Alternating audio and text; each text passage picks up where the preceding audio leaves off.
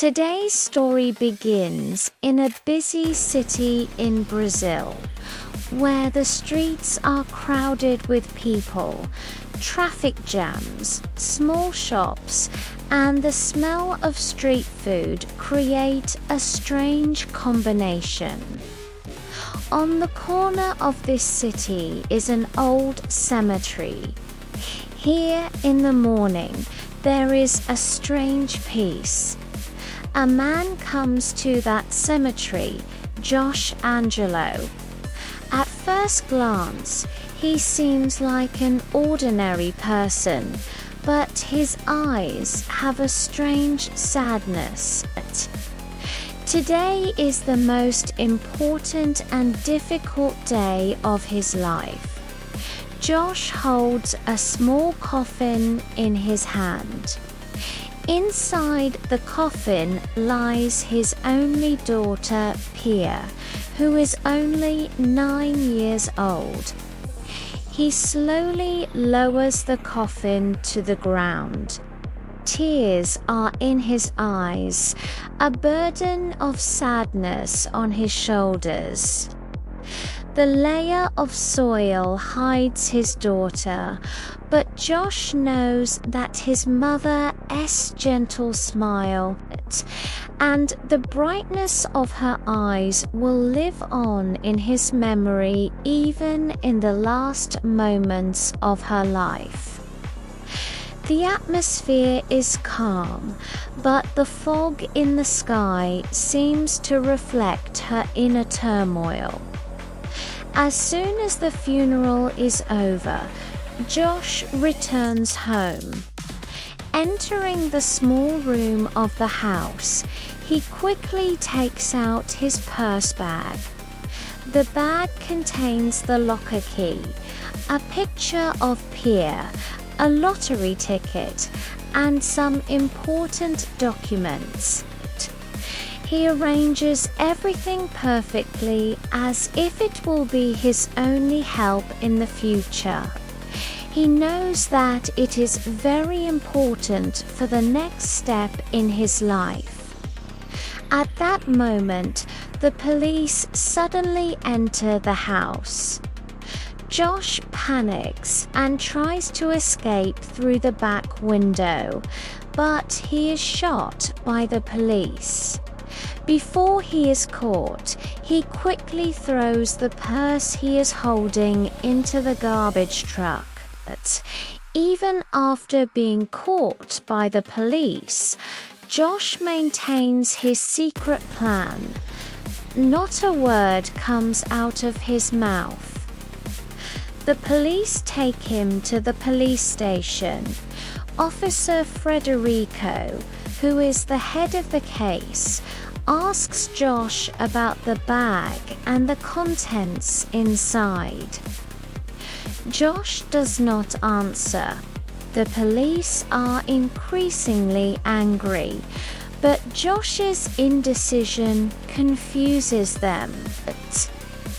Meanwhile, the garbage truck arrives at the largest garbage dump in the city. Raphael, a clever, brave, and talented boy from the slums, works here. He is working in the garbage like every day. Suddenly, he sees a bag. At first, he is scared because the police are always suspicious of the slum dwellers. But when he opens the bag, his eyes are filled with wonder. Inside the bag are a lot of money, lottery tickets, a locker key, and a picture of a little girl. Looking at the picture, Raphael realizes that this bag is not an ordinary person. This could be a wonderful opportunity in his life. Raphael goes to church with his friend Gardo. The church's father, Juilliard, looks after the slum children. Olivia, a teacher, volunteers to teach the slum children to read. The police come to the garbage dump, but they cannot find the bag. They intimidate the slum children and ask for information about the bag. They offer $1,000 if anyone delivers the bag. Gardo is worried. However, Raphael decides to keep the bag and they start a fun plan to find it. Another friend named Ratto checks the bag. After opening the locker with the locker key, they find a white envelope. The envelope has a prison address and a picture of Pierre written on it. This is Josh's first clue. They use the church computer to search for information about Jew Clement according to the information on the envelope. They learn that Clement is a famous lawyer who fought against corruption. But the current rulers did not want to accept his work, so he was sent to prison on a false case. The police capture Federico Raphael. He is brutally tortured. But Raphael remains mentally strong. Because of his bravery, the assistant police show sympathy for him. Finally, Raphael is rescued. Father Juilliard treats Raphael. Raphael decides to never give the bag to the police. They plan to meet Mr. Clement. Gardo and Olivia enter the prison and meet Clement. They read Josh's letter and learn that Josh was fighting against a famous politician named Santosh. The letter contains a secret number, which is hidden in a Bible. When Raphael, Ratto, and Gardo extract the secret number and code from the Bible, they realize that it is a direct command. When they dial the number on the phone, they hear an unfamiliar voice who knows the true meaning of the code. Raphael realizes that their next destination is the cemetery, where the second clue to Josh's plan is hidden.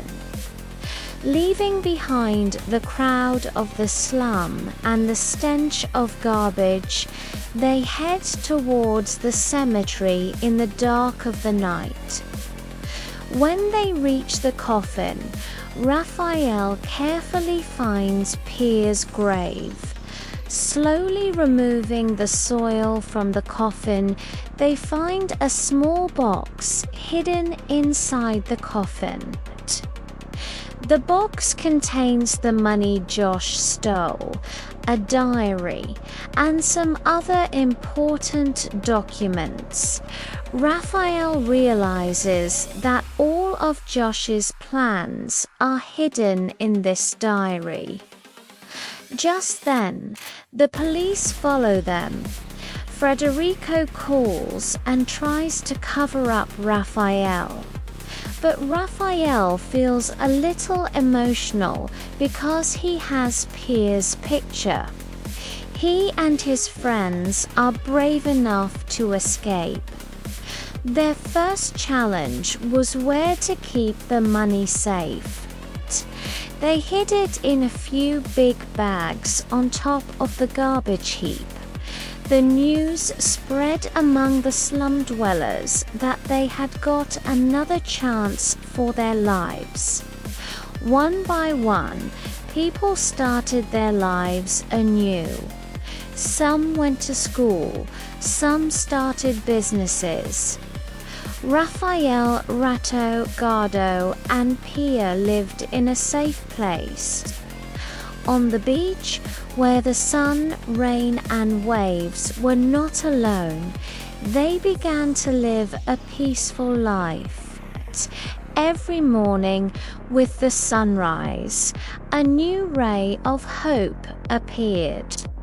They realized that money was not just wealth, it was freedom, courage, and a new beginning in life. Their peace did not last long. The police and Santosh's men were still looking for them. Raphael and his friends realized that their strategy had to be stronger. They wanted to get Clement's help. Clement instructed Raphael on how to find Santosh's black money and corruption documents. Raphael and Ratto planned to enter Santosh's house and find the black money. They enter the house in the dark of night.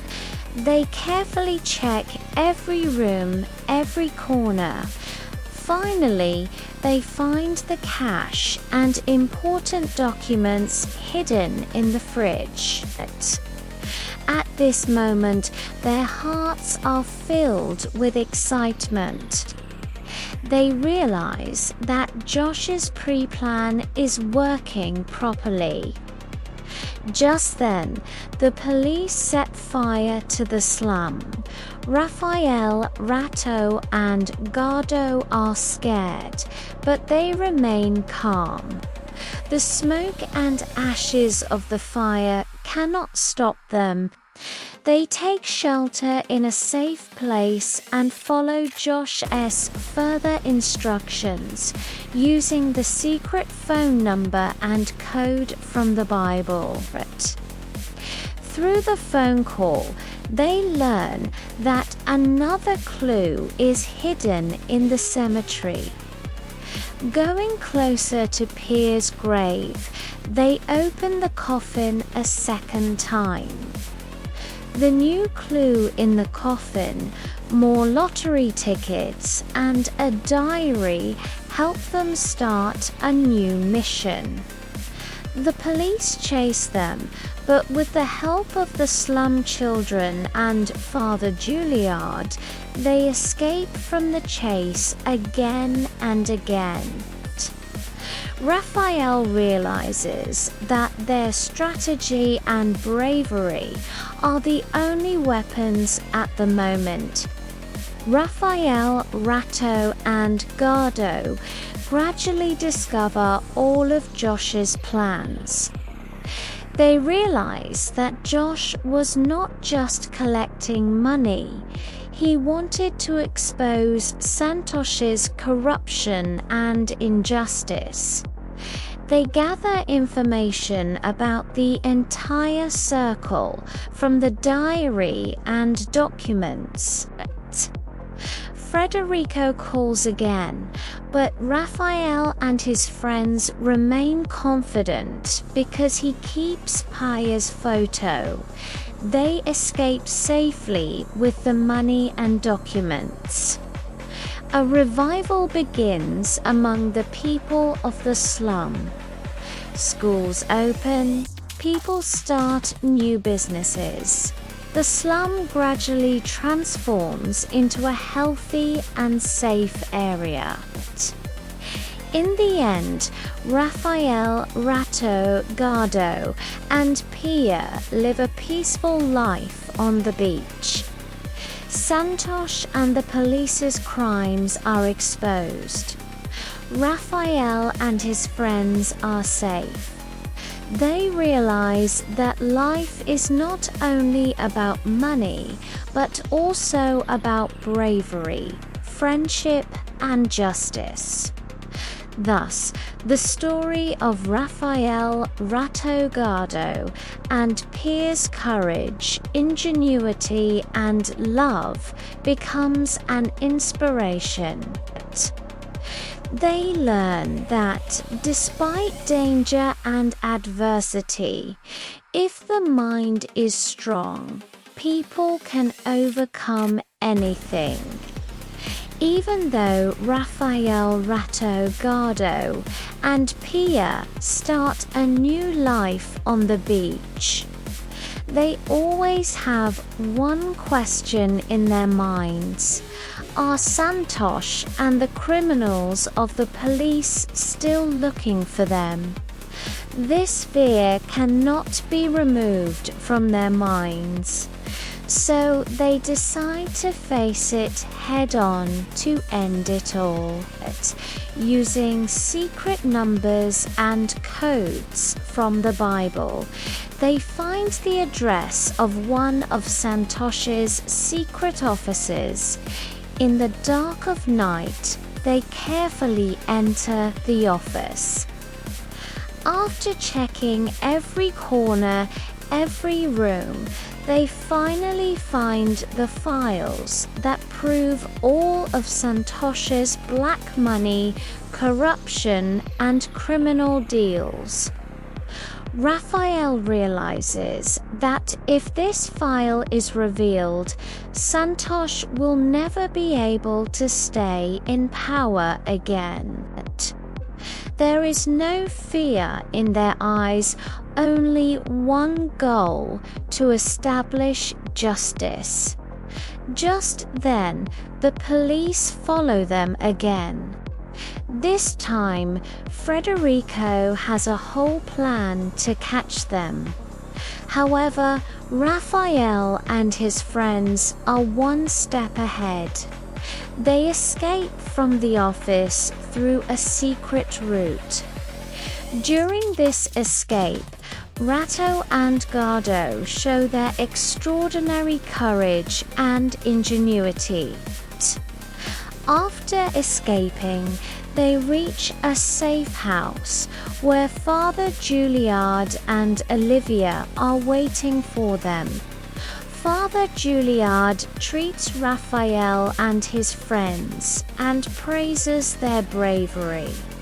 At this moment, Raphael realizes that they are not only fighting for themselves, but for the entire slum and the people of the city. The next day, they decide to seek the help of the media. They deliver all the evidence files, cash, and documents to the media.